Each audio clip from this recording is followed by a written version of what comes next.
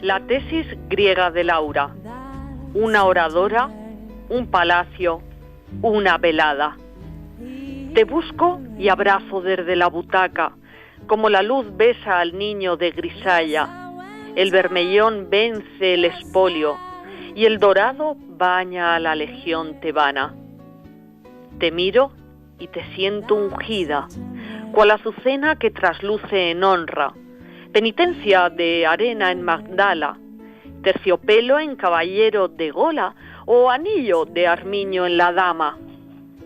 Te escucho y en tu voz oigo plegaria, porque el saber reza cauto en tu garganta y al socaire de tus manos las estampas vuelan, pasan del lienzo hasta mis ojos, del palacio hasta tus tablas, del teatro al libro abierto, del universo a las almas.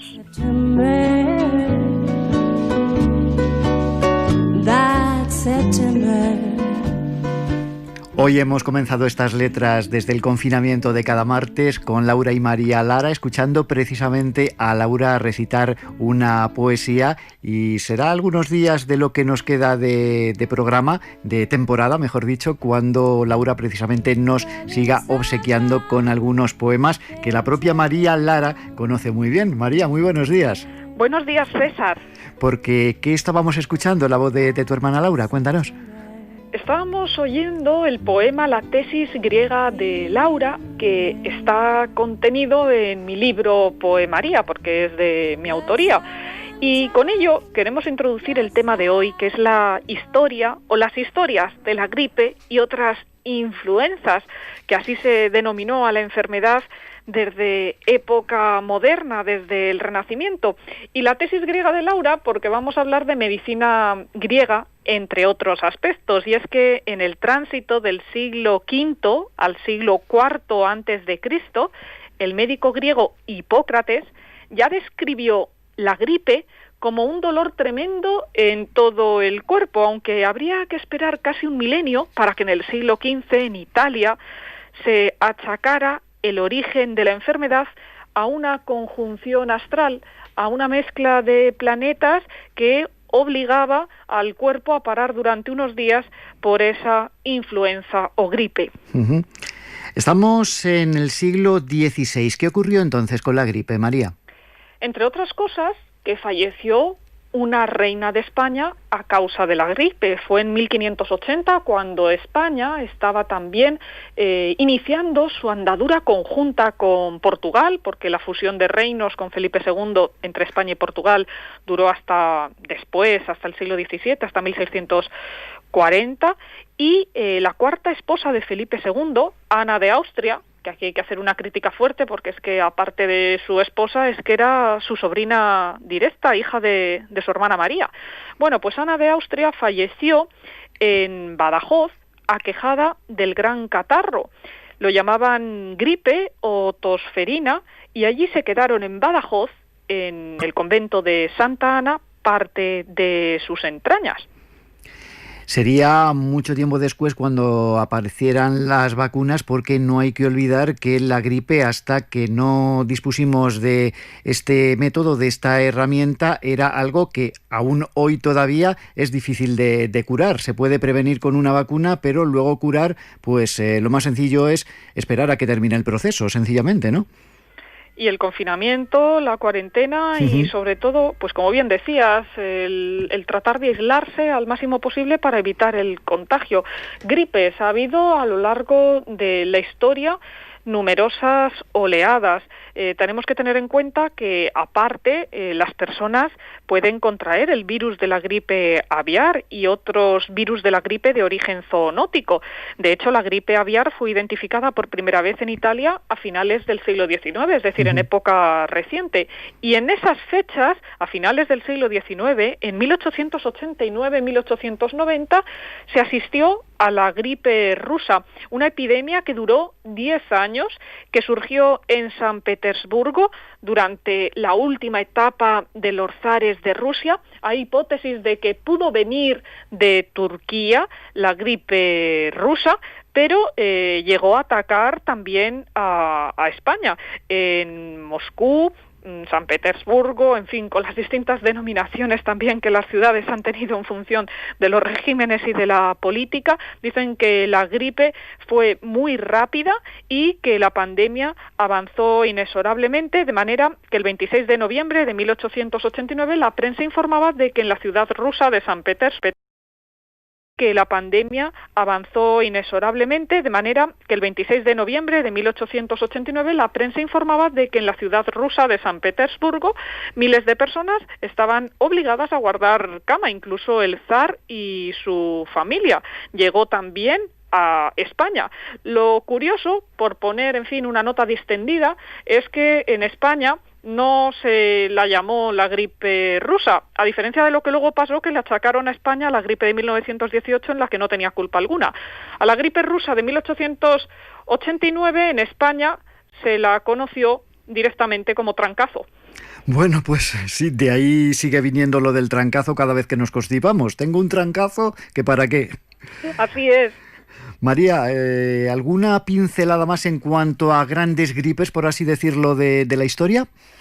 Sí, vamos a comentar también el caso de gripes como la llamada asiática de 1957, que se inició en China y que murieron por ella 1.100.000 personas en el planeta. Era la época de la Guerra Fría, de los cañones de la guerra de Corea todavía humeantes, y en uno de los lugares donde causó muchos muertos fue en Hong Kong, también en Singapur y Taiwán. Taiwán, sin embargo, ahora con el coronavirus y su presidenta que tomó medidas muy rápidamente ya en diciembre ante la COVID-19, pues hay que decir que en Taiwán apenas ha habido víctimas mortales y que es un ejemplo que se ha reseñado en los medios y con portadas en Estados Unidos de cómo se ha combatido la pandemia tomando medidas preventivas para que no causara víctimas entre la población.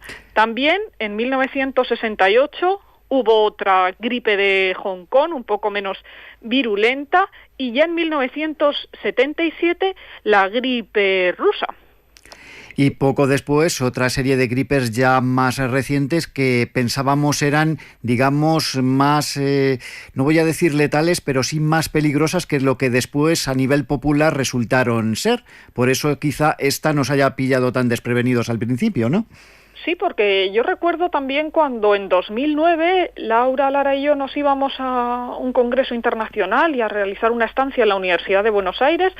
Como las estaciones van cambiadas del frío y del calor, pues era el mes de agosto y nos íbamos desde Guadalajara para allá, para Argentina, y nos íbamos con mascarilla porque parece ser que la gripe pues estaba causando allí en 2009 estragos. Luego no nos sucedió nada, pero ahora esas mascarillas que guardamos sin usar porque nos llevamos varias, nos están valiendo para este coronavirus. Es decir, que hay momentos en la historia y también en la vida personal en la que un titubeo después se convierte en un fenómeno a gran escala.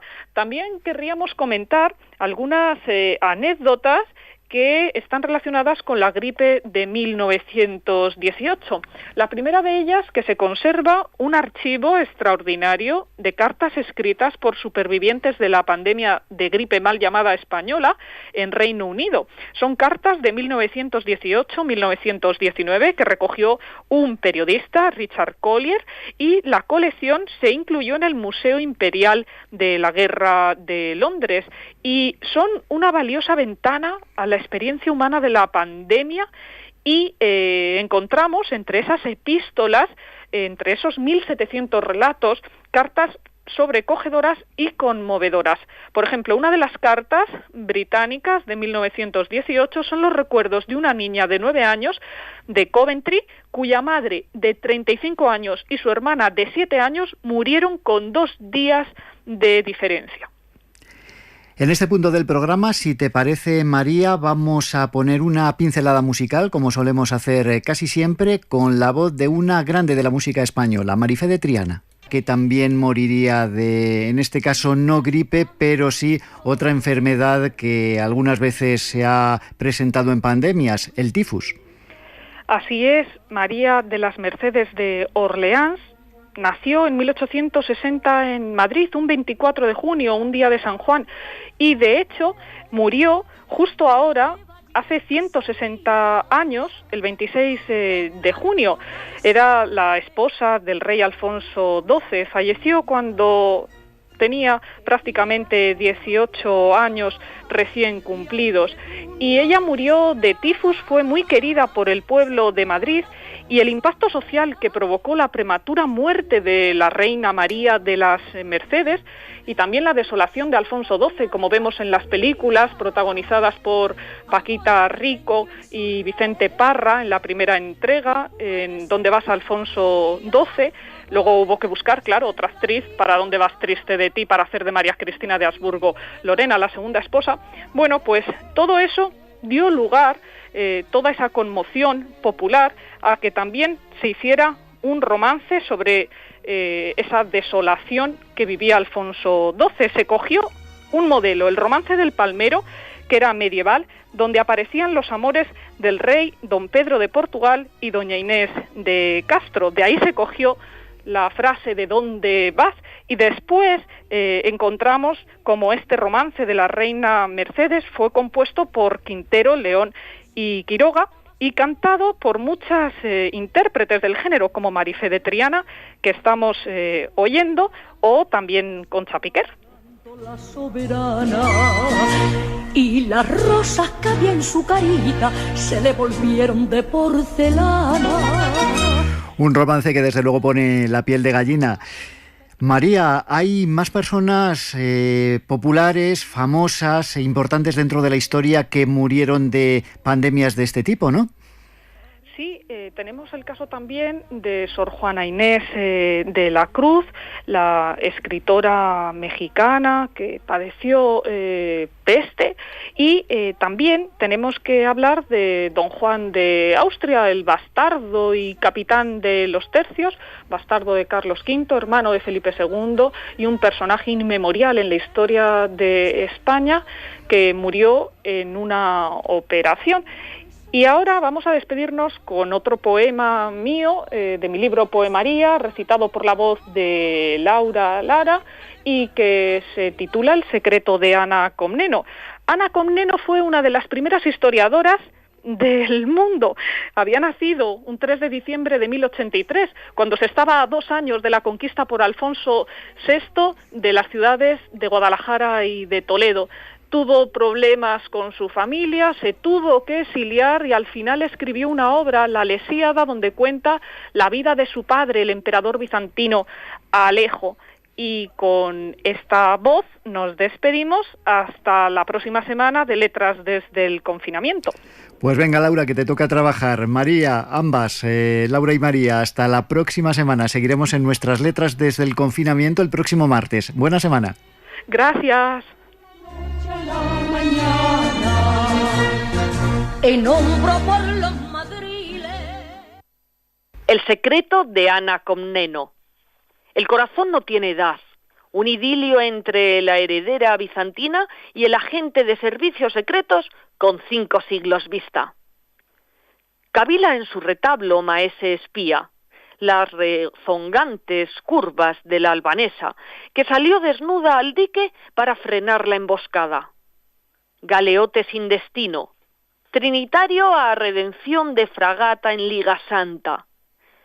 Ojos y oídos del rey, selva negra de sultana, converso eunuco de Orán en detective a soldada, peaje de carabela que en Huelva sueña con Ana, recordando Trebisonda, gordiano nudo de tapias, castillo de los Comneno, mezcolanza de conjuras, delirio por el normando y a hurtadillas la cruzada. Así, con la poesía de María y la voz de Laura Lara, llegamos a la 1:29.